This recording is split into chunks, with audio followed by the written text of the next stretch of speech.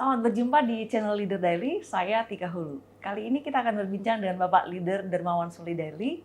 Siapakah beliau ini? Mari kita berkenalan dengan beliau. Yaho Pak Leader. Yaho Bu.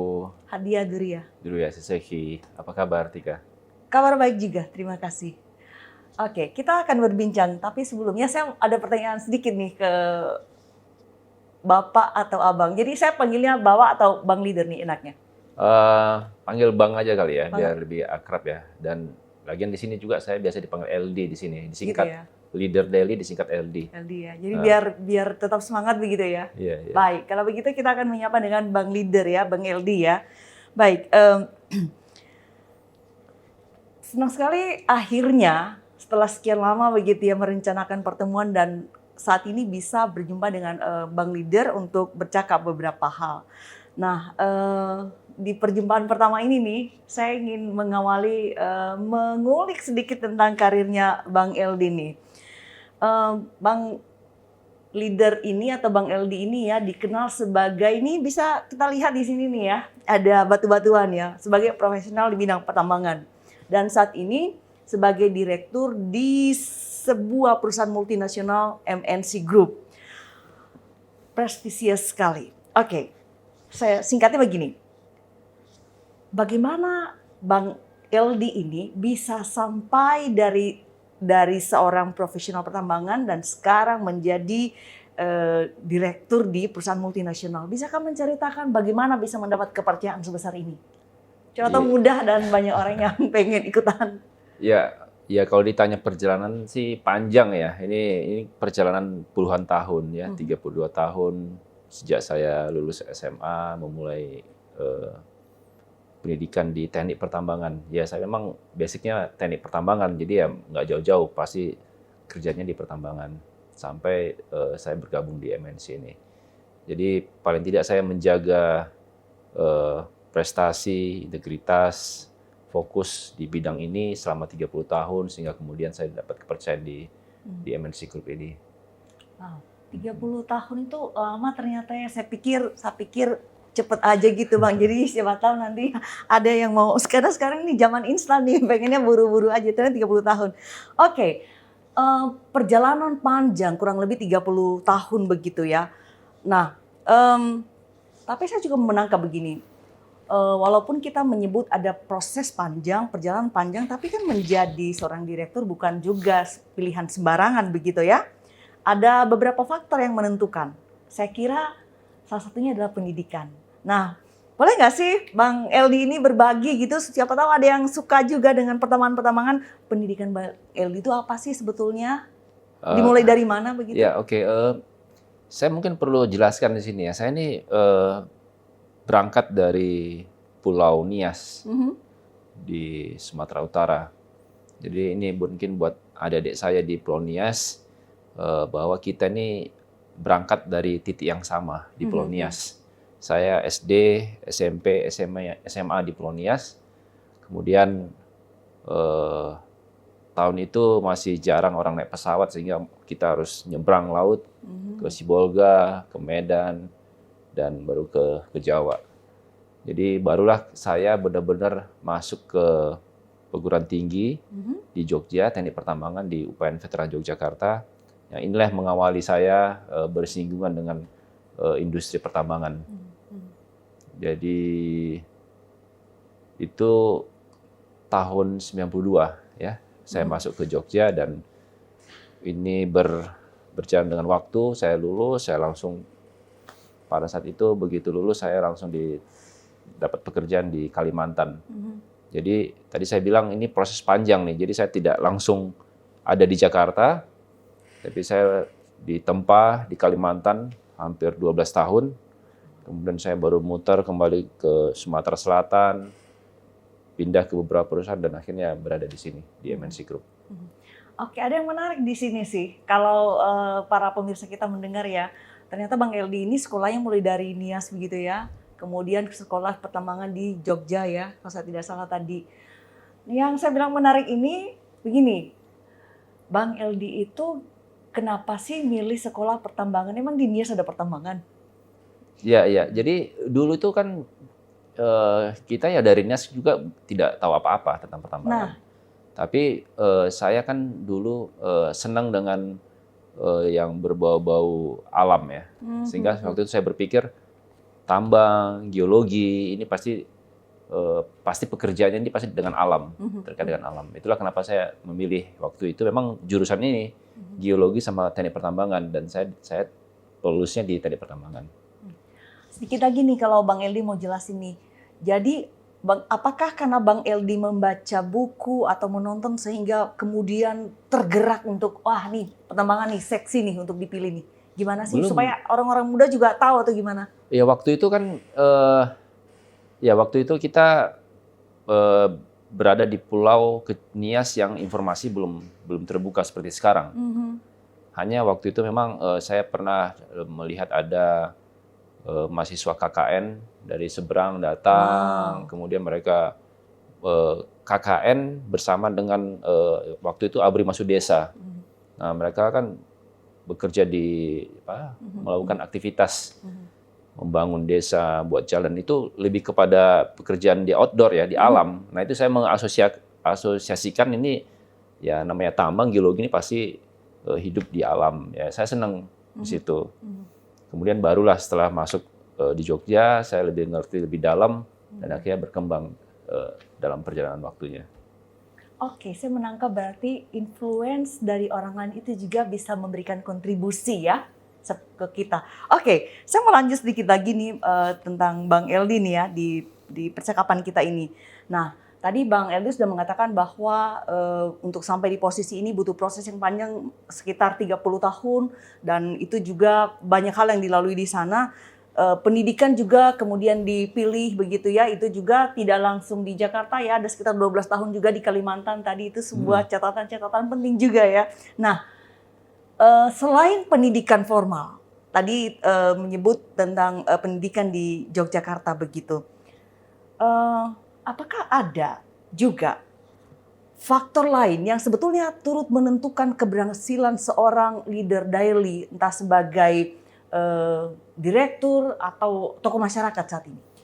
Oke, ini saya pernah sampaikan ke beberapa hari yang lalu, saya ketemu dengan 150 orang penari Nias Barat yang tampil di istana ya. Bagaimana sebenarnya kan pendidikan di sekolah, di kampus itu kan lebih kepada hard skill. Namun sebenarnya dalam perjalanan waktu seseorang mulai bekerja, yang terutama sebenarnya di soft skill-nya, bagaimana membentuk karakter, bagaimana kita punya mental pantang menyerah, ya hal seperti itu. Dan itu terbentuk bukan di dalam pelajaran di kampus, tapi itu kan terbentuk di luar kampusnya. Dalam arti aktif di organisasi kemahasiswaan, kemudian kita aktif di dalam kegiatan-kegiatan kampus, di kepanitiaan. Nah, itu kan membentuk karakter kita. Bagaimana kita bekerja sama dengan orang lain, bagaimana kita memimpin sebuah kepanitiaan. Nah, hal itu kan menjadi membentuk karakter kita sehingga saat kita masuk ke dalam pekerjaan, kita akan siap. Nah, ini yang saya coba sampaikan pesan sebenarnya ke adik-adik saya di Nias, bahwa kita jangan minder, ya. Kita jangan minder bahwa kita walaupun kita dari pulau kecil, tapi kalau kita punya karakter yang kuat, maka kita pasti bisa bersaing dengan siswa-siswa lain yang ada di Jawa, dan kita sudah buktikan apa yang sekarang banyak ya orang-orang Nias yang sudah berkarir di Jakarta ini, mereka juga mengawali dari hal yang sama, sekolah di Nias, tapi mereka punya karakter pemenang ya, karakter pejuang yang kuat sehingga mereka bisa bersaing dengan yang lain. Oke, selain hard skill yang diperoleh dari bangku pendidikan begitu ya, diperlukan soft skill. Nah ini saya menangkap nih tentang organisasi nih. Menarik nih, jadi bisakah Bang Eldi ini menceritakan pengalaman berorganisasi Bang Eldi? Ya siapa tahu ada yang organisasi atau pengalaman paling menarik begitu, silakan. Ya kalau ditanya organisasi itu kayak CV saya paling panjang tuh. Dulu saya waktu begitu lulus kuliah, saya tuh hanya melamar ke satu perusahaan. Ya mungkin kalau di dunia pertambangan pasti tahu Arutmin Indonesia, Bumi Resources. Saya membuat CV saya, yang namanya fresh graduate, tentunya tidak ada pengalaman kerja kan, Organisasi tapi panjang. pengalaman organisasi, jadi ketua panitia ini, jadi seksi ini, panjang. Saya di kampus dulu banyak ikut organisasi. Saya ikut unit kegiatan mahasiswa, resimen mahasiswa. Saya malah jadi komandan menua di kampus. Kemudian saya juga ikut terjun payung. Saya juga ikut organisasi bela diri, juga organisasi keagamaan, ya, mahasiswa kampus, dan beberapa kegiatan-kegiatan di luar ini, di luar UKM ini saya aktif sekali. Bahkan hari-hari saya, sepertinya saya dulu kos di Jogja itu hanya sekedar buat tukar baju, tidur di kampus, Saking aktif berorganisasi. tidur di kampus. Nah, saat itu saya membuat CV itu semua tuh penuh itu. Nah, sehingga waktu saya ini real nih. Jadi waktu saya di interview, mereka baca CV saya. Mereka bingung, tuh banyak sekali pengalaman. Nah, itu ada satu pertanyaan yang saya ingat. Dia tanya, kamu pernah mimpin berapa orang? Saya langsung jawab, saya pernah mimpin 2.000 orang. Kaget mereka, ini kapan ini orang mimpin 2.000 orang? Nggak ada, kapan mahasiswa masa pernah mimpin 2.000 orang? Saya cerita, saya pernah jadi ketua panitia ospek. Jadi ada 2.000 orang mahasiswa baru di depan saya, dan saya sebagai ketua panitia, jadi saya akan memimpin mereka. Nah, itu yang dielaborasi oleh yang menginterview. Ditanyalah bagaimana manage, ya, bagaimana menghadapi konflik dengan bawahan, menghadapi konflik dengan atasan, konflik dengan sesama. Dan puji Tuhan, ini yang membuka jalan saya, dan saya diterima waktu itu di antara semua orang yang mungkin lebih pintar dari saya secara IP, tapi ternyata inilah yang mereka cari, benar-benar yang punya pengalaman organisasi, yang menunjukkan karakternya bisa memimpin, bisa berkomunikasi. Nah, itu yang saya bilang tadi, soft skill. Itu tidak dapat di dalam kurikulum, nggak ada, mata pelajarannya nggak ada.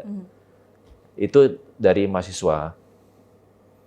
Ya, saya langsung rasakan gitu. Ini pengalaman saja nih, waktu saya masuk pertama di dunia pekerjaan, baru 6 bulan, kebetulan itu ada family gathering, langsung ditanya, ini siapa yang bisa jadi ketua panitia? Ya, karena dulu memang saya aktif di organisasi, itu mudah bagi saya. Nah, tapi itu menjadi titik poin penting, karena begitu saya mengambil alih tanggung jawab itu, pimpinan di perusahaan mereka langsung menotis tentang saya, oh ini anak ternyata bisa. Nah, itu kan menjadi nilai plus buat kita. Itu tentang, kalau itu organisasi di kampus, ya. Oke, itu baru organisasi di kampus. Nah, kan di organisasi itu dan interaksi itu kan tidak di kampus, ya.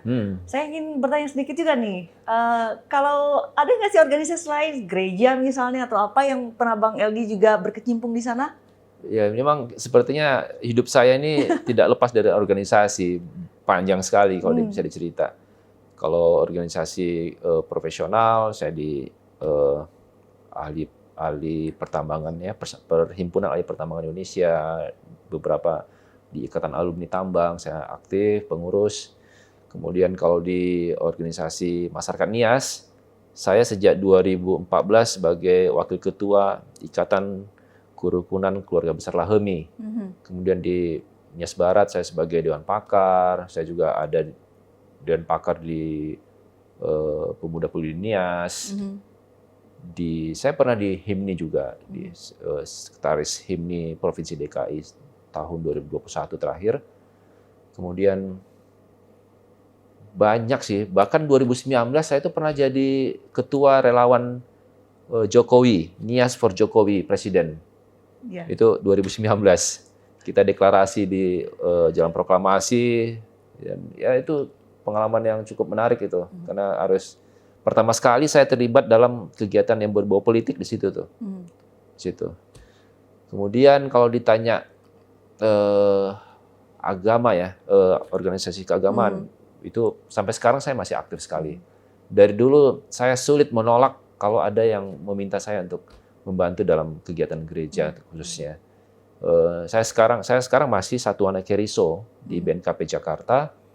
Kemudian saya pernah jadi anggota BPMJ 2017-2022.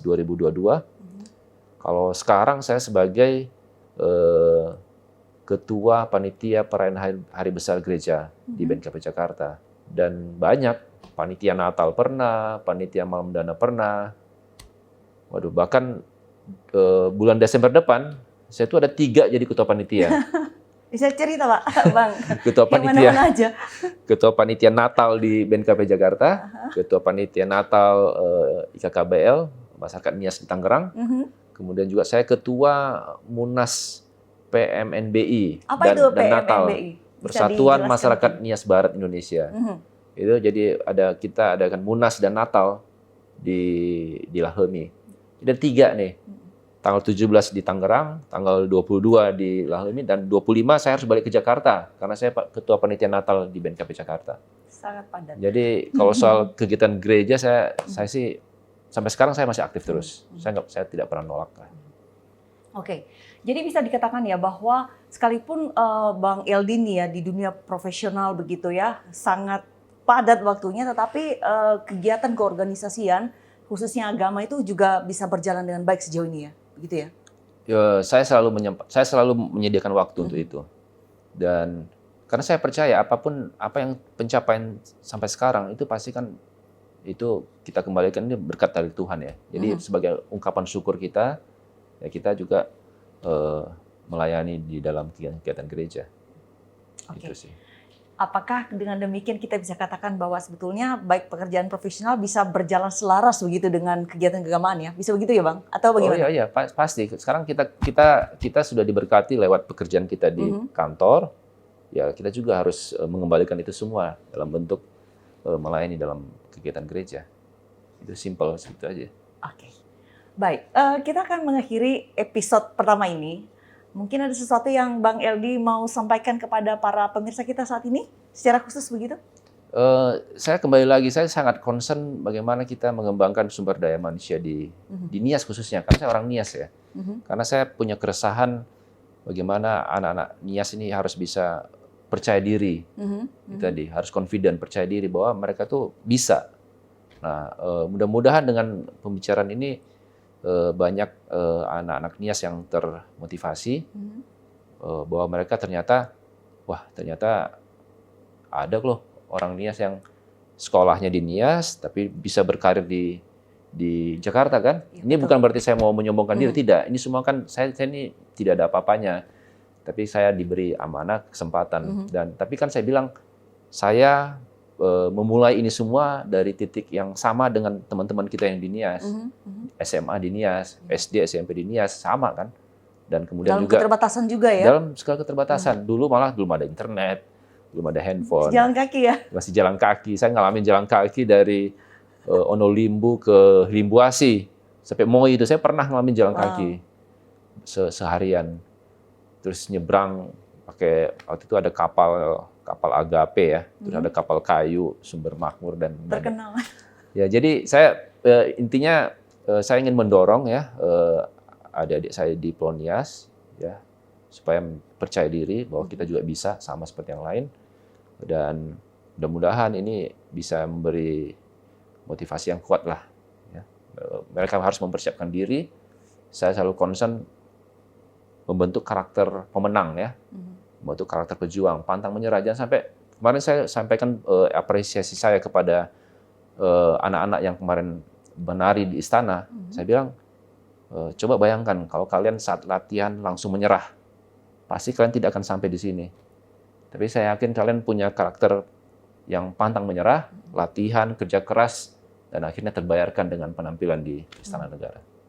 Baik, terima kasih.